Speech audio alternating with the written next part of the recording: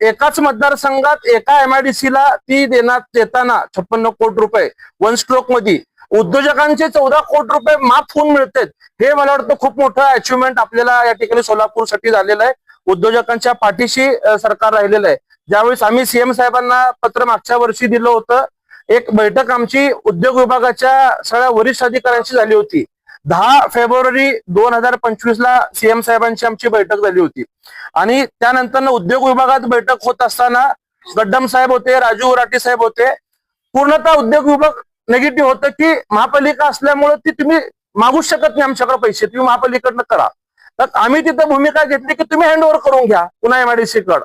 मग प्रश्न असा आहे की ही एकमेव महाराष्ट्रातली महापालिका की जी MIDC की महापालिकेच्या हद्दीत आहे. आजूबाजूला नगर आहेत, सुनील नगर आहे, इकडे अक्कलकोट रोड आहे, इकडे प्रभाग 18चा भाग आहे. मग पाणी पुरवठा कोणी द्यायचा, ड्रेनेज लाईन कशा महापालिकेच्या वेगळ्या करायच्या, स्ट्रीट लाईटची व्यवस्था कशी, घंटागाडीची कशी. आणि जर MIDC कडे दिलं तर मग ह्या सुविधा जर महापालिका दिल्या तर डबल टॅक्सेशन, दोघांकडे दरवर्षी लोकांनी टॅक्स भरायचा का. तर त्याच्यावर उद्योग विभाग कुठलाही निर्णय देऊ शकत नव्हता. आणि आम्ही भवनाशून त्यांना विचारलं की साहेब तुम्ही हस्तांतर पण करून घेत नाही, योजनेला पैसे देत नाही, म्हणजे जगही म्हणत नाही मरही म्हणत नाही, अशी गत तुम्ही आमची करून ठेवलेली आहे. आणि त्यावेळेस त्या अधिकाऱ्यांना आम्ही एक पत्र दाखवलं की मी मुख्यमंत्र्यांचे एंडोर्समेंट घेतलोय. आणि त्या अधिकाऱ्यांनी ते पत्र वाचल्यावर त्याच्यावरती कार्यवाही करा असा एंडोर्समेंट असल्यामुळं त्या अधिकाऱ्यात बैठक झाल्या ज्याने मुख्यमंत्र्यांच्या सूचना आहेत. मग त्यांनी उद्योग सचिवांकडे म्हणजे P. अन्बलगन सरांकडे आपण जर चर्चा केली तर ह्याच्यावर काहीतरी निर्णय लागेल, बैठक तरी किमान लागेल. म्हणल्यावर आम्ही लगेच त्यांच्याकडे केबिन मध्ये गेलो आणि त्यांनी आमचं स्वागत केलं. सोलापूरचं त्यांनी सगळा संदर्भ सांगितला आणि साहेबांची सही बघितल्यानंतर त्यांनी त्याच बैठकीतल्या अधिकाऱ्यांना बोलवून सांगितलं की हे करून घ्या, प्रस्ताव मागवा. आणि तिथेही ते अधिकारी सांगत होते की नाही सर, ते महापालिकेचे आपल्याला देता येत नाही. तर मला खूप अभिमानाचं वाटतं की माझ्या मुख्यमंत्र्यांच्या बद्दल प्रशासकीय अधिकाऱ्यांमध्ये जो कमांड आहे किंवा त्यांच्याबद्दलची जी आस्था आहे, त्या अधिकाऱ्याचं वाक्य होतं बॉसने बोललाय तो डेफिनेटली करणार. आणि मग त्यातनं त्या सगळ्या गोष्टी त्यांनी सकारात्मक ह्या फाईलचा प्रवास जवळपास वर्षभर चालू होता.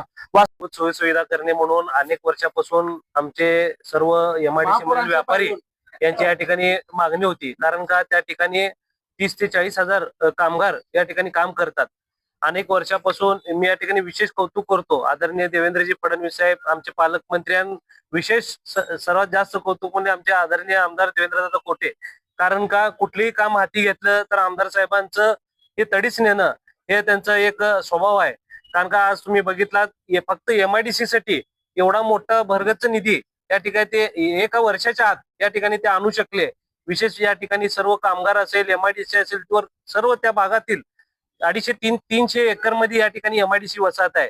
त्यांच्या सर्वांच्या वतीने आमदार साहेबांचे या ठिकाणी मी विशेष धन्यवाद देतो. कारण का गेल्या अनेक वर्षापासून उद्योजक असतील, त्या ठिकाणचे कामगार असतील, आजूबाजूचे रहिवासी असतील, त्यांच्या अनेक वर्षापासून या ठिकाणी मागणी होती की सुखसुविधा व्हायला पाहिजे. कारण का सोलापूर महानगरपालिकेमध्ये सर्वात जास्तीचा टॅक्स रेव्हेन्यू पे करणारा हे आमचा MIDC भाग आहे. पण सुखसुविधा कुठलीही नव्हते. त्या ठिकाणी ओपन स्पेस आहे तसं राहत होते, रस्ते नव्हते. पण आज आता या ठिकाणी मुख्यमंत्री साहेबांनी हे जी विशेष मंजुरी बाब म्हणून MIDC ला जो वर्गाचा जो निधी दिलेला आहे आणि त्या माध्यमातून अनेक उद्योजक या ठिकाणी आपल्याला MIDC मध्ये या ठिकाणी येतील आणि उद्योजक वाढीसाठी या ठिकाणी एक चालना मिळेल. विशेष आमचे राजू राठी साहेब असतील, आमचे पेंटप्पा गड्डम साहेब असतील, यंत्रमाग संघटनेचे अध्यक्ष, यांचं पण या ठिकाणी कौतुक करतो की वेळोवेळी या ठिकाणी ते पाठपुरावा करून सतत आमदारांच्या पाठीमागं तगादा लावले की हे कामं व्हायला पाहिजे. आणि आमदारांनी देखील या ठिकाणी यशस्वी पाठपुरावा करून जयकुमार भाऊ गोरे साहेब असतील, तसंच आमचे मुख्यमंत्री आदरणीय देवेंद्रजी फडणवीस साहेब असतील, यांच्या माध्यमातून हे निधी मंजूर करून घेतलं. त्याबद्दल या ठिकाणी त्यांचं आभार व्यक्त करतो.